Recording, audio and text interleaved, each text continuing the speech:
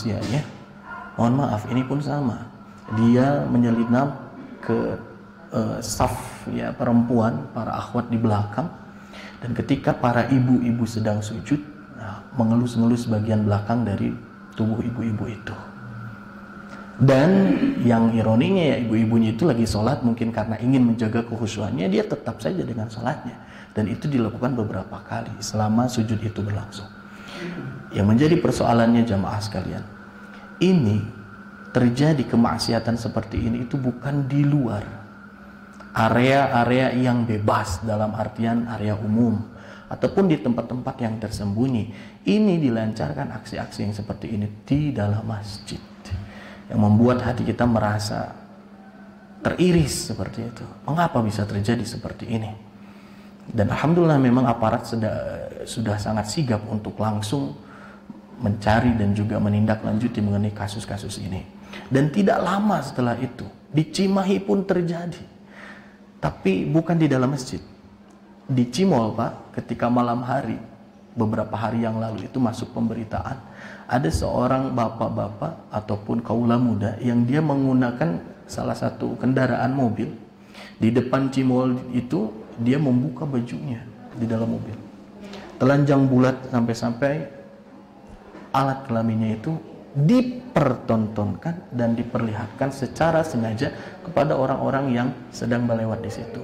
Apalagi ketika ada seorang perempuan yang menoleh ke hadapannya, dipertontonkan. Dan ini pun sudah diusut. Na'udzubillah, ini yang terjadi akhir-akhir ini Pak.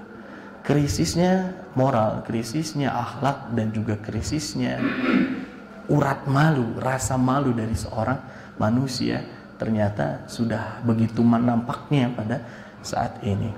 Dan tentunya kita sebagai orang tua harus lebih waspada, sebagai seorang yang memiliki cucu barangkali yang harus senantiasa dididik, harus lebih sigap dan awas lagi dalam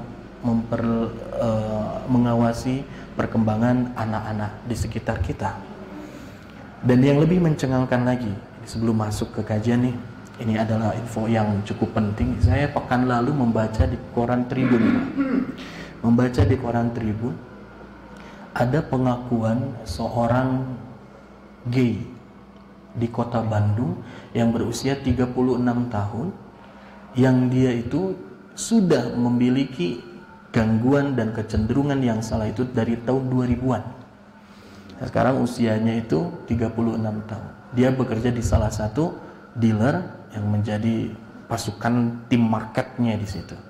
Dan dia berbicara di Bandung ini untuk melakukan aksi gay-nya itu sangat mudah, apalagi di zaman media sosial yang sangat marak sekarang ini.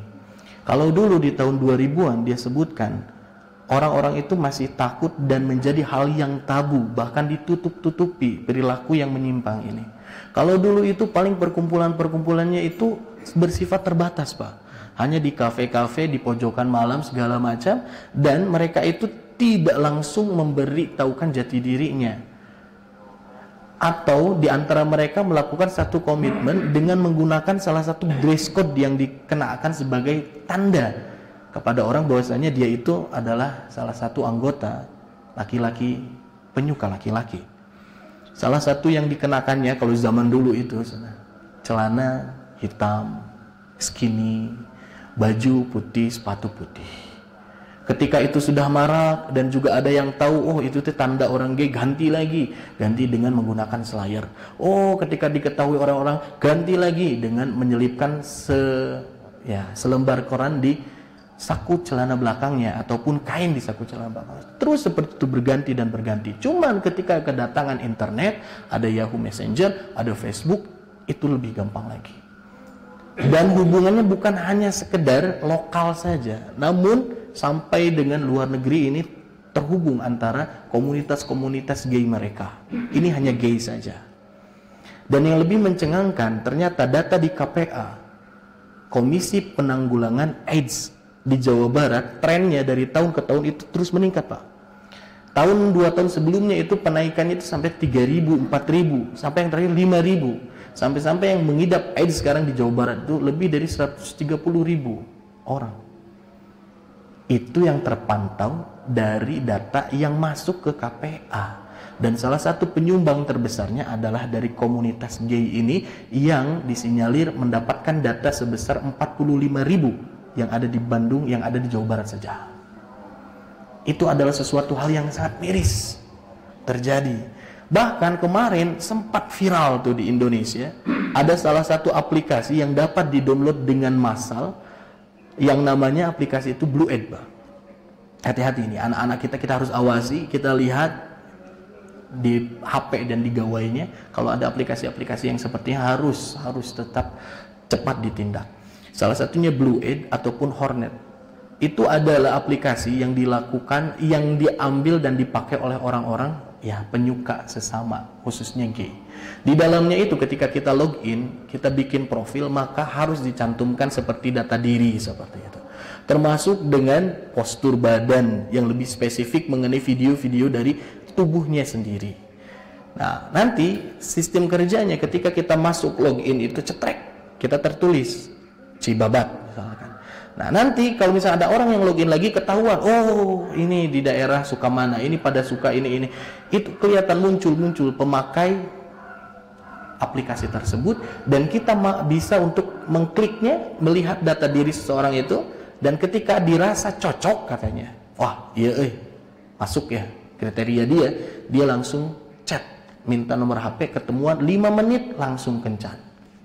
Bahkan ada yang 1 menit, karena ternyata ketika dia buka aplikasi itu di salah satu restoran, ada yang buka juga dalam restoran yang sama. 1 menit, katimu pendak ngamar. Ini yang terjadi. Nauzubillahi min dzalik. Nah, ini luar biasa. Dan ternyata grup dan kelas-kelasnya itu sudah sangat lebih dispesifikan lagi. Ada yang disebut istilah kelas cendana. Mereka itu adalah orang-orang yang bereksplor dengan keinginan yang menyimpangnya itu. Ada yang disebut dengan kelas cemara. Nah, ini biasanya dinobatkan bagi para mahasiswa ataupun para pelajar yang dia melakukannya suka sama suka atau hanya sekedar keisengan saja. Yang ada yang paling bawah itu kelas ceria. Ceria itu dari balita, anak kecil yang masih umur SD SMP. Yang mungkin mereka banyak menjadi korban. Nah, dan lebih menakutkan lagi, ketika ada orang yang sudah menjadi korban dari tindakan hal itu, maka dia berpotensi besar untuk dapat menularkan, atau dia merasa ingin membalaskan dendamnya karena dia menjadi korban sehingga dia menjadi pelaku. Kalau kita melihat laki-laki dan perempuan berdua-duaan jalan cari tempat-tempat yang sepi, kita langsung bisa menyidak, apa-apaan. Tidak boleh seperti ini. Langsung kita berpikir ini adalah sesuatu yang negatif. Tapi kalau misalkan laki-laki kumpul, atau perempuan kumpul, sampai masuk kamar pun kadang-kadang kita berpikir dah babaturan. Padahal apa yang dilakukan tidak tahu. Itulah yang dikhawatirkan oleh Nabi Shallallahu Alaihi Wasallam, sampai-sampai Nabi itu mengisyaratkan kepada para orang tua ketika anaknya sudah mulai tumbuh dewasa, maka pisahkan kamarnya di antara orang tua dan juga anak-anak yang lainnya. Itu yang terjadi. Salah satu pengakuan yang mengiris hati, ada seorang pasangan suami istri, bapaknya soleh, ibunya solehah, taat mengaji, ikut kajian kesana kesini, tapi ternyata kedua anaknya, kakaknya yang pertama, dia itu memiliki kecenderungan yang salah, sehingga dia melampiaskan kepada adiknya, Pak. Ketika itu ketahuan, nah langsunglah baru mereka bawa ke psikiater, psikolog, untuk memberikan arahan kepada anaknya itu. Tidak menutup kemungkinan bisa terjadi seperti itu. Karena apa? Kurangnya pengawasan kita kepada anak-anak kita. Seperti itu jemaah sekalian. Termasuk khususnya untuk saya juga, ini adalah salah satu tadzkirah dan peringatan untuk diri pribadi. Bagi kita yang memiliki para putra dan putri sama, baik laki-laki ataupun perempuan, jangan kendor untuk mengawasi perkembangan anak-anak kita, khususnya ya dalam lingkungan pertemanannya. Karena yang di Bandung itu ada video yang beredar juga, Pak, anak seusia SMA seperti itu berdua sedang berada di stasiun menunggu kereta, dia bermain HP, masing-masing dengan HP-nya, disorot kamera oleh seseorang dari kejauhan. Ternyata ketika keretanya datang, nah si laki-laki ini saling berdiri, dia mau pergi masuk ke kereta, balik lagi langsung mencium temannya itu, bukan dengan ciuman yang wajar misalkan seperti kakak kepada adik dengan mencium keningnya, ini mencium bibirnya. Dan dia sambil melihat kanan kiri takut dilihat sama orang. Ini terjadi di kita seperti itu. Makanya jangan sampai kendor untuk mengawasi hal-hal yang seperti ini. Wal'iyadzubillah, mudah-mudahan Allah melindungi kita semua. Baik jemaah sekalian, kajian fikih kita pada minggu lalu kemarin kita sudah bahas mengenai bagaimana cara Nabi SAW beliau memimpin sholat dan juga memilih bacaan-bacaan sholatnya pada sholat-sholat yang dilakukannya, khususnya pada sholat yang wajib. Maka kita telah tahu bahwasanya kualitas Rasulullah SAW di dalam memilih surat luar biasa. Ya, bahkan di dalam sholat zuhur saja, ya Pak ya, yang biasa kita lakukan karena sirnya teka kuping gitu. Biasanya imam-imam itu memilih surat-surat yang pendek lah. Itu termasuk saya, Pamitaina A'toina, Al-Kafirun, ya gitulah, Idaja, atau surat-surat yang pendek yang lainnya. Tapi Rasulullah SAW dikisahkan dalam satu riwayat ketika beliau memimpin sholat di Madinah. Nah, beliau menjadi imam sholat zuhur dan ada sebagian kaum muslimin ataupun beberapa yang sedang menunaikan hajatnya di pekuburan yang tidak jauh dari masjid itu. Nah, ziarah. Nah, ketika ziarah, dia selesai ziarahnya, sudah berdoa segala macam mungkin ya, kembali masuk ke masjid, melakukan wudhu, masuk ke area masjid, ternyata dilihat Nabi SAW masih melaksanakan sholat di rakaat yang pertama, masih rakaat pertama kali. Menandakan bahwasannya sholat yang dilakukan Nabi ketika sholat zuhur itu tidak selalu pendek, tapi bisa jadi sholatnya dilakukan dengan memilih surat yang panjang. Salah satu pemilihan suratnya adalah surat Al-Buruj, At-Tariq. Nah, dibaca nanti ketika zuhur. Kalau kita namanya sigana makmum teh tes bararatu gitu. Itu imam teh nundutan gitu. Meni cangkel biasanya memang zuhur itu sebentar. Nah, termasuk dalam sholat-sholat yang lainnya, ternyata Nabi SAW itu memilihkan surat yang ya bukan surat yang pendek-pendek saja gitu. Bahkan terjadi sahabat Nabi SAW ketika ikut sholat jamaah dengan Nabi sholat Isya, Nabi itu membaca surat yang panjang. Di situ disebutkan ratusan ayat dari surat Al-Baqarah. Nah, setelah itu selesai sholatnya, seorang sahabat ini kembali kepada kaumnya. Ternyata di kaumnya itu kebanyakan mereka baru masuk Islam, masih baru mengenali Islam, sehingga tidak ada yang layak untuk dijadikan imam melainkan seorang sahabat yang bersama Nabi itu. Dia jadi imam lagi untuk sholat yang kedua. Ini boleh tidak Pak? Boleh. Boleh. Ini sebutnya sholatnya dihukumi dengan sholat sedekah. Nah, ketika sholat di kaumnya ini, dia menjadi imam dan dia memilih surat yang panjang, suratnya Al-Baqarah. Diselesaikan, ditamatkan sampai akhir, hingga banyak di antara makmumnya itu merasa keberatan dengan yang dilakukan oleh seorang sahabat ini, sehingga diadukan kepada Nabi Shallallahu Alaihi Wasallam. Ketika diadukan teh, kata Nabi teh, apa yang engkau lakukan? Apakah engkau akan memberikan fitnah terhadap apa yang engkau lakukan kepada mereka? Sana gitu. Maka gantilah apa yang kau baca itu dengan surat Hamim. Piwarangna surat Dukhon Pak, Ad-Dukhon. Kan itu surat yang panjang ya Pak. Atau dengan surat Fusilat. Nah, ini pun menandakan bahwasanya ringan menurut Nabi SAW. Ringannya itu seperti itu. Baca dengan sesuatu yang ringan. Kalau mengimami di antara kalian ada orang yang sepuh, orang yang sakit, orang yang memiliki kebutuhan, orang yang mungkin sedang sibuk dengan kerjaannya, maka takhfif. Banyak oleh kalian itu lakukan sholat dengan ringankan bacanya. Ini kepada imam. Cuman ringannya Nabi SAW sok baca tu Al-Fajr, sok baca tu Al-Ghasyiyah, sok baca tu Sabbihis. Nah, itu yang dianggap ringan oleh Nabi SAW. Pami kita mati balik Pak.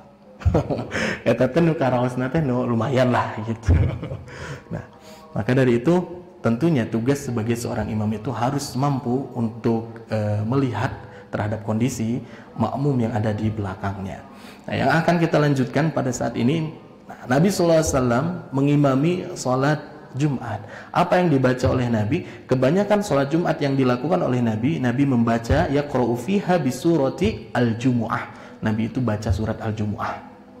Nah, pasnya momennya sedang sholat Jumat, baca sholat al-Jumu'ah. Dilanjutkan dengan al-Munafiqun, surat al-Munafiqun. Nah, ini dilakukan dalam 2 rakaat. 1 rakaat yang pertama al-Jumu'ah, yang kedua al-Munafiqun. Kadang Nabi SAW lakukan rakaat pertama al-Jumu'ah, yang keduanya al-Ghasyiyah. Kadang juga Nabi SAW melakukan rakaat pertamanya Sabbihis, keduanya al-Ghasyiyah.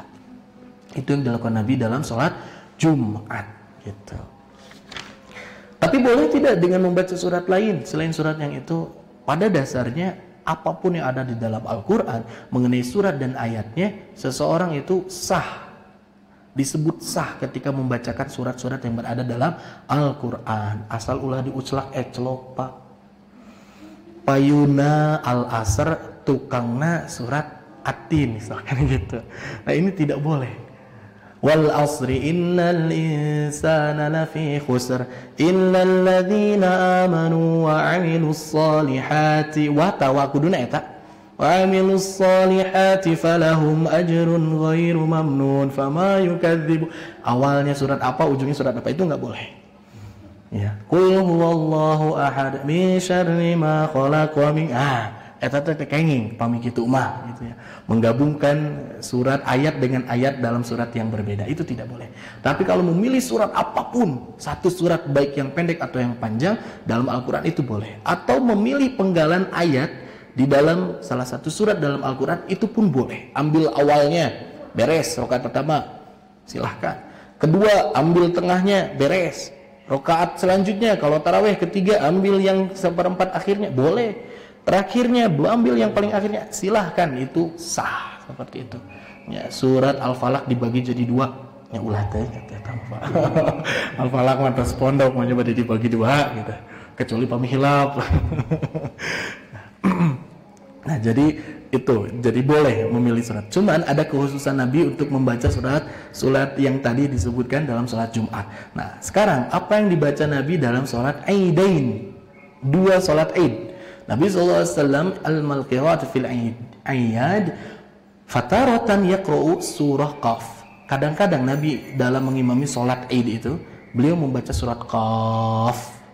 Nah, panjang berarti Pak, satu surat kamil dengan sempurna, ataupun iqtarobatis sa'ah. Nah, surat ini, surat Ad-Dahr ini dibaca oleh Nabi SAW dengan sempurna ketika melaksanakan sholat Aid. Panjang berarti. Ataupun kadang-kadang Nabi pun membaca surat Sabbih dan Al-Ghasyiyah. Nah, ini paling favorit nih, paling banyak di antara sholat-sholat yang lain. Pasti Nabi SAW mencantumkan 2 surat ini. Pertama Al-A'la, yang kedua Al-Ghasyiyah. Karena di dalamnya dimuat mengenai ayat-ayat yang bermakna tentang pensucian Allah Subhanahu wa taala, penciptaan Allah terhadap makhluk-makhluknya yang luar biasa, dan bagaimana caranya kita tunduk dan pasrah kepada apa yang Allah gariskan dalam kehidupan kita. Jadi banyak dibaca tentang ayat-ayat itu. Nah, sempat terjadi ketika Nabi SAW telah wafat, maka yang menggantikan Nabi tentunya mereka adalah Khulafaur Rasyidin. Yang pertama Abu Bakar As-Siddiq radhiyallahu anhu.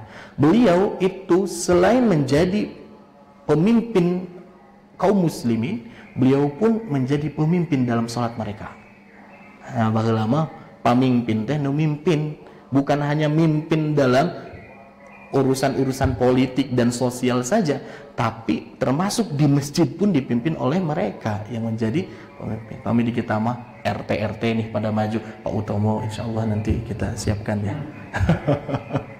Ya gitu ya, udah gitu Pak RW. Nah, itu adalah salah satu hal yang menjadi kelaziman pada saat dulu. Nah, jadi Abu Bakar As-Siddiq yang mengimami salat. Nah, ini terjadi dalam sholat subuh. Ceritanya Abu Bakar As-Siddiq ketika mengimami sholat subuh itu membaca surat Al-Baqarah.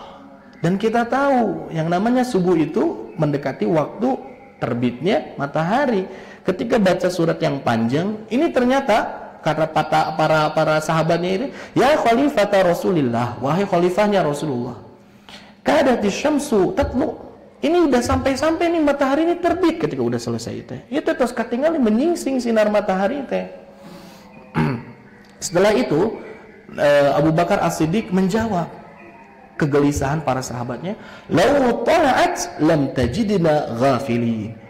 Kalaupun nanti sampai benar-benar matahari itu dia menyingsing sampai tinggi, dia benar-benar terbit, lam tajidna ghafilin, kita tidak akan masuk ke dalam kelompok orang yang ghafil, orang yang lalai melaksanakan sholat.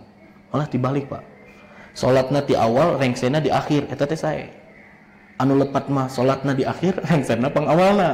Nah, eta mah ya samalah seperti kita kalau masuk sekolah kan gitu ya.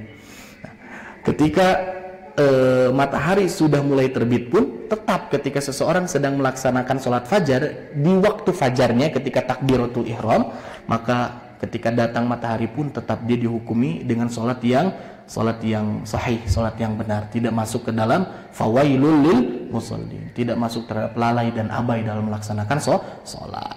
Ini pun terjadi oleh khalifah yang kedua, Umar bin Khattab radhiyallahu anhu. Beliau membaca surat Yusuf dilanjutkan dengan surat An-Nahl pada sholat subuh.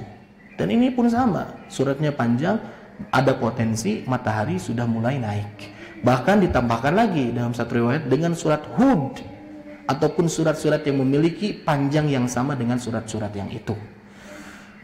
Nah, menandakan bahwasanya memang sholat subuh itu dilakukan dengan pemilihan surat yang panjang. Dan Nabi sendiri ketika sholat fajar itu membaca surat Qaf wal Qur'anil Karim, dan setelahnya Nabi membaca surat yang lebih pendek dibandingkan itu, termasuk dalam sholat-sholat yang lainnya. Jadi sholat yang terpanjang membaca surat dan memilih surat itu adalah di sholat subuh, yang lain itu lebih ringan saja. Sekarang selanjutnya jemaah sekalian, ada satu pertanyaan. Bagaimana jika seseorang dia memilih satu surat yang khusus yang selalu dia bacakan dalam sholat-sholat yang khususnya? Contoh, kalau saya sholat maghrib itu bacanya selalu, kalau udah kul a'udzu birabbin bil falak pasti kul a'udzu birabbin nas. Selalu ketika maghrib teh eta terus. Dan saya melakukan itu karena memilih mengkhususkan surat itu. Nah, ternyata itu tidak dilakukan oleh Nabi sallallahu alaihi wasallam. Karena sallallahu alaihi wasallam, keadaan Nabi sallallahu alaihi wasallam la yu'ayinu suratan fi sholati bi ayyinha. Nabi itu tidak pernah mengkhususkan satu salat dengan surat-surat tertentu hanya itu saja dibacanya, tidak. La yaqra'u illa biha, dan Nabi tidak pernah melakukan hal itu, membaca satu surat yang khusus dalam satu salat, tidak. Illa fil jum'ah wal aidain. Nah, kalau di sini ditambahkan ada keterangannya dalam kitab Fiqhus Sunnah, kecuali kalau salatnya salat Jumat dan salat Id. Nah, kalau salat Jumat dan salat Id, Nabi itu biasanya baca dengan pilihan surat yang tadi. Surat Al-Jumu'ah, surat Al-Munafiqun, surat Al-Ghasyiyah dan surat Sabbihis. Itu yang berada atau tercatat di dalam riwayat. Itu, dan juga salat Id. Adapun salat yang 5 waktu, nah, Nabi memilih di antara surat-surat dengan keinginannya, baik surat yang pendek ataupun surat yang panjang. Nabi pernah membacakannya seperti itu. Nah, jadi kalau misalkan ada istilahnya, kalau sholat tahajud teh bacana surat iya, surat iya, surat iya, surat iya, kedah eta.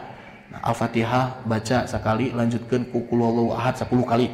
Terus-terusan sanapas gitu. Nah, ini adalah sesuatu yang tidak dicontohkan dari Nabi SAW sampai dikhususkan seperti itu. Kalau sholat hajat bacanya surat ini baca sampai 20 kali, 30 kali. Nah, ini tidak ada contohnya sampai seperti itu.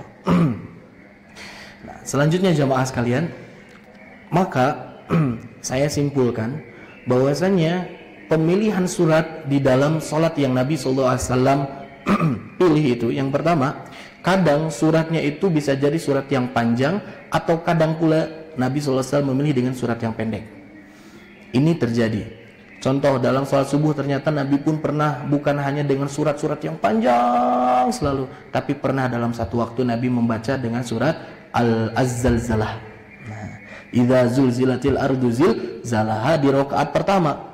Ternyata di rakaat kedua Nabi baca lagi dengan idza zulzilatil ardu zilzalaha. Nah, jadi Nabi pernah membaca dalam sholat subuh itu surat yang relatif singkat dan juga diulang dalam setiap rakaat 1 dan 2. Menandakan, nah, ini ketentuan yang kedua. Satu surat boleh dibaca dalam 2 rakaat. Itu. Nah, zaman-zaman kita taraweh dulu Pak, ketika masjid kita ditutup nih, nah kan taraweh di rumah. Kalau misalkan kita merasa berat dengan sholat yang dilakukan dengan surat-surat yang panjang, maka kita boleh melakukan di setiap rakaatnya itu dengan surat-surat yang sama. Nah, selalu misalkan di 4 rakaat pertama atau di 2 rakaat pertama kita pakainya surat Qul a'udzu birabbil falaq, Qul a'udzu birabbin nas. Sama nanti juga Al-Falaq, An-Nas ataupun Al-Falaq dua-duanya itu masih boleh. Karena ini terjadi dan dilakukan oleh Nabi sallallahu alaihi wasallam. Yang kedua, kita pun boleh memilih satu surat untuk 2 rakaat. Contoh salat subuh 2 rakaat. Ketika selesai baca Al-Fatihah di rakaat yang pertama, kita memilih surat Al-Baqarah. Kita baca setengah surat Al-Baqarah. Allahu Akbar. Nah, ketika rakaat kedua, kita lanjutkan dari pertengahan sampai akhir. Pernah, Pak? Belum ya, saya juga belum Pak. Berat ya.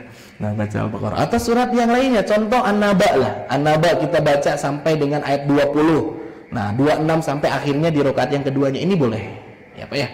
Nah, yang ketiga, kita pun boleh membaca penggalan-penggalan dalam ayat-ayat di dalam satu surat. Contoh, kita memilih penggalan 5 ayat surat Al-Baqarah rakaat pertama. Udah gitu rakaat keduanya kita memilih 5 ayat surat Ali Imran. Itu boleh. Jadi tidak sampai selesai suratnya dibaca, saya mau baca akhir surat Al-Fajr misalkan. Nanti selanjutnya saya baca akhir surat Al-Balad. Nah, itu boleh. Jadi kita memilih penggalan-penggalan. Yang penting urutan ayatnya itu sistematis, tidak boleh ngaclok tadi seperti tadi. Nah, dan inilah yang kita bisa amalkan dalam sholat-sholat yang kita lakukan. Dan Nabi SAW biasanya memanjangkan rakaat pertama dibandingkan rakaat yang kedua. Maka Nabi selalu rakaat kedua itu lebih ringan dibandingkan rakaat pertama. Jadi misalkan sholat maghrib 3 rakaat. Rakaat pertama kita baca surat Iqra misalkan ya. Surat Al-Alaq. Nah, rakaat keduanya kita baca surat At-Tin, berarti lebih ringan. Nah, itu yang biasa dilakukan oleh Nabi. Tapi kalau misalkan dibalik, pada umumnya sah-sah saja. Cuman biasanya Nabi itu memilih rakaat pertama itu lebih panjang dibandingkan rakaat kedua. Nah, ada beberapa alasan, bahkan di sholat subuh Nabi SAW memanjangkan bacaan. Pertama alasannya Pak, karena sholat subuh itu kanatis sholatu subhi masyhudan. Salat subuh itu dipersaksikan. Nah, dalam periwayatan yang pertama ada tafsir yang menyebutkan disaksikan oleh siapa? Oleh Allah Subhanahu wa taala secara langsung dan oleh para malaikatnya. Di dalam tafsiran yang kedua dipersaksikan oleh seluruh malaikat yang sip malam, penjaga malaikat di waktu malam itu menyaksikan salat subuh, dan yang kebagian sip pagi, siang sampai sore pun itu menyaksikan salat subuh kita. Makanya disebut dengan masyhudan. Kita dipersaksikan dalam sholat subuh. Kita harus benar-benar melaksanakannya. Nah, yang kedua, kenapa Nabi SAW memanjangkan sholat subuh? Karena rakaat dalam sholat subuh itu ternyata kalau kita lihat yang lebih pendek dibandingkan sholat wajib yang lainnya. Misalnya cuma opat tilu, ya 2. Maka untuk mengganti dari sedikitnya rakaat tersebut, Nabi SAW memanjangkan bacaannya gitu. Alasan yang ketiga jemaah sekalian, kenapa panjang sholat subuh itu? Karena kebanyakan orang ketika di waktu subuh itu dalam keadaan santai. Santai. Damel lebetna tabuh 7, 8 salapan. Paling anu damel ti subuh mah anu di pasar. gitu ya. Di pasar biasanya dari subuh, sebelum subuh pun sudah siap siaga gitu. Tapi kebanyakan kita itu ketika waktu subuh itu dalam keadaan santai, maka tidak ada yang tergesa-gesa, tidak ada yang terburu-buru dengan pekerjaan kesehariannya. Jadi relatif waktunya bisa senggang, dipanjangkan bacaannya. Dan selanjutnya jemaah sekalian, ketika subuh, ketika bangun pagi, seseorang itu relatif pikirannya itu tenang, jiwanya itu merasa lapang, tak acan ngemutan pekerjaan, tak acan mumet ku atasan, tak acan bingung ku bawahan. Gitunya atasan bawahan teh maksudnya acuk jeung lancingan. Nah, tidak bingung dengan kegiatan kesehariannya, masih fresh gitu, pikiran masih tenang. Ketika dibacakan ayat-ayat Al-Quran, panjang sekalipun dia dapat meresapi, memaknai, memahami, merenungi ayat-ayat tersebut. Paminu apal hartosna. Paminu hente, ya dengarkan saja, merenungi saja, menghayati terhadap bacaan Al-Quran. Nah, jadi pikirannya pun mendukung untuk menjadikan sholat lebih khusyuk, akhirnya panjang. Dan yang terakhir, nah salah satu alasan yang disebutkan di dalam kitab ini, kenapa sholat subuh itu lebih panjang dibanding sholat yang lain? Karena sholat subuh itu menjadi landasan utama sebelum melangsungkan aktivitas seorang manusia dalam kegiatan kesehariannya. Seancan damal, seancan naon, diawali dengan sesuatu yang paling baik dari kegiatan seorang manusia, yaitu dengan melaksanakan sujud kepada Allah Subhanahu wa ta'ala. Diawali dengan penghambaan, dengan kerendahan, maka kita pun diakhiri dalam aktivitas kita nanti dengan sholat isya'nya sama, mengharibah di hadapan Allah Subhanahu wa ta'ala dengan sholat. Jadi diawali oleh sholat subuh, cancana naon teh, nanti diakhiri kegiatan kita pada siang hari itu lazimnya dengan sholat isya.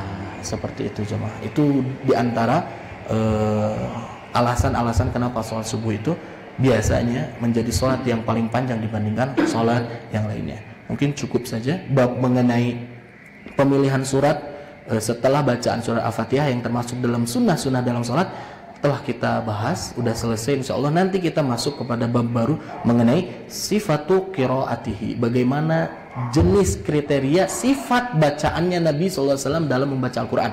Nanti ini ada rekamannya oleh para ulama menuliskan dan juga mendeskripsikan bagaimana Nabi membaca Al-Quran dengan pembacaan sifat dan karakternya. Insyaallah kita akan bahas di pertemuan yang akan datang. Sebelumnya barangkali ada yang mau dipertanyakan atau ditambahkan, mangga dipersilahkan.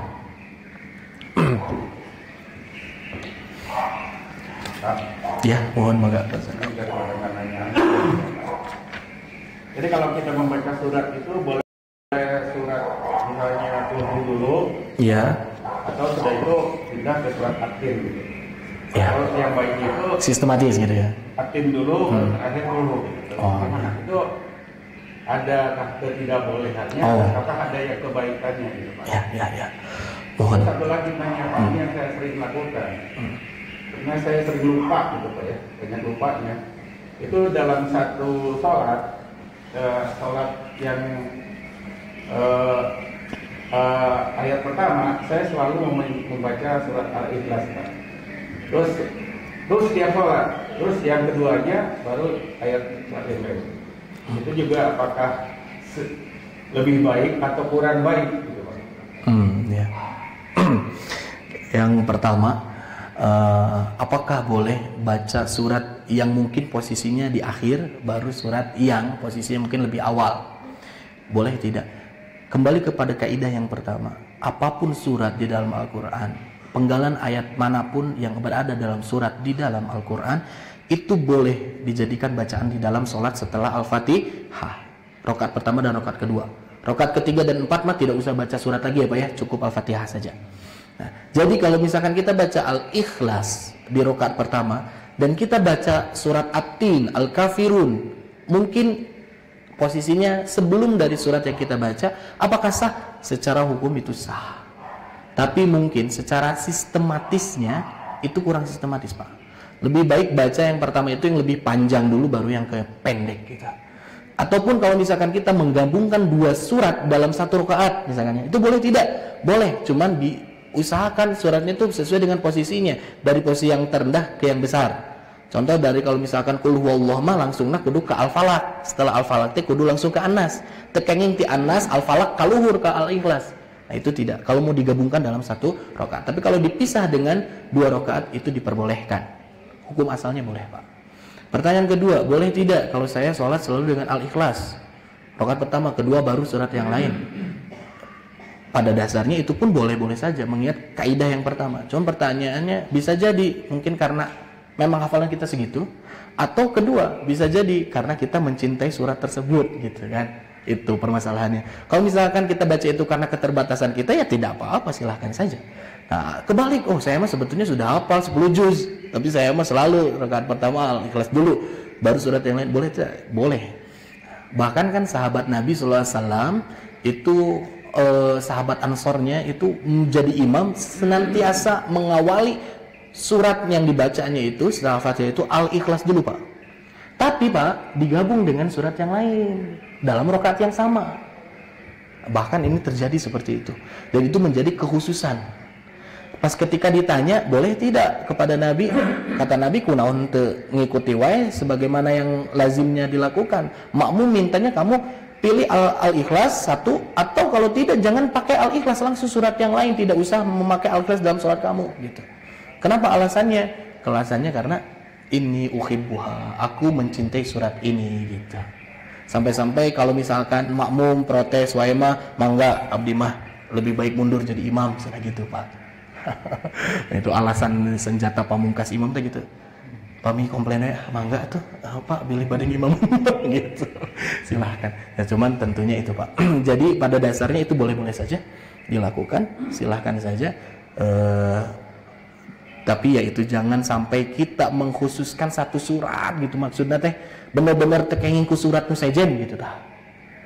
Jangan sampai kita menganggap bahwasanya itu menjadi kewajiban kita. Tapi kalau sebatas pilihan kita dan kita pun memandang kalau pakai rakaat pertama pakai surat selain alias kita lakukan dan kita merasa itu boleh, ya tidak apa-apa.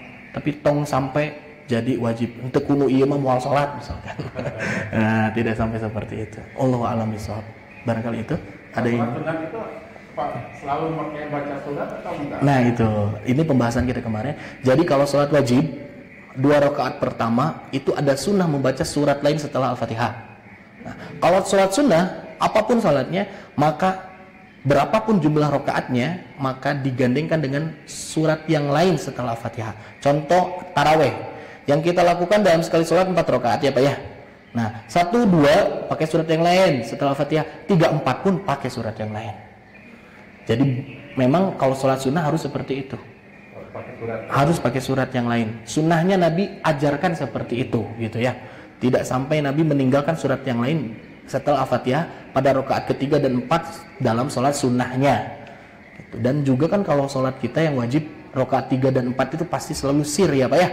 Nah, tidak dikencangkan bacaannya. Memang bacanya cuma cukup dengan bi-Fatihatil Kitab, surat Al-Fatihah saja. Itu Pak notnya gitu. Saya salah selama pengertian sama itu Pak. Iya. Karena sholat sunat itu pernah gini. Mikirnya sunat. Saya selama ini sholat sunat itu nggak usah pakai yang sunat lagi gitu Pak. Bang di double deh gitu. Iya, artinya soalnya dalam sholat yang wajib ya sholat yang wajib dalam sholat itu yang rukunnya kan baca Al-Fatihah. Iya, iya. Jadi artinya kalau udah sunat ya sunat lagi. Iya, sekalian saja Pak, tidak usah isti'adzah, tidak usah iftitah, tidak usah amin, mungkin seperti itu. Karena itu pun termasuk ke dalam sunnah-sunnah sholat. Tapi kan tidak, Bapak selalu baca amin kan setelah waladhdallin Pak? Iya, makanya tambahkan juga dengan surat yang lainnya, seperti itu. Wallahu a'lam bishawab. Barangkali itu untuk kajian kita fikih pada kesempatan kali ini kita tutup saja dengan hamdalah dan doa kifaratul majlis bersama-sama. Alhamdulillahirabbil alamin. Subhanakallahumma bihamdika asyhadu an la ilaha illa anta astaghfiruka wa atubu ilaik.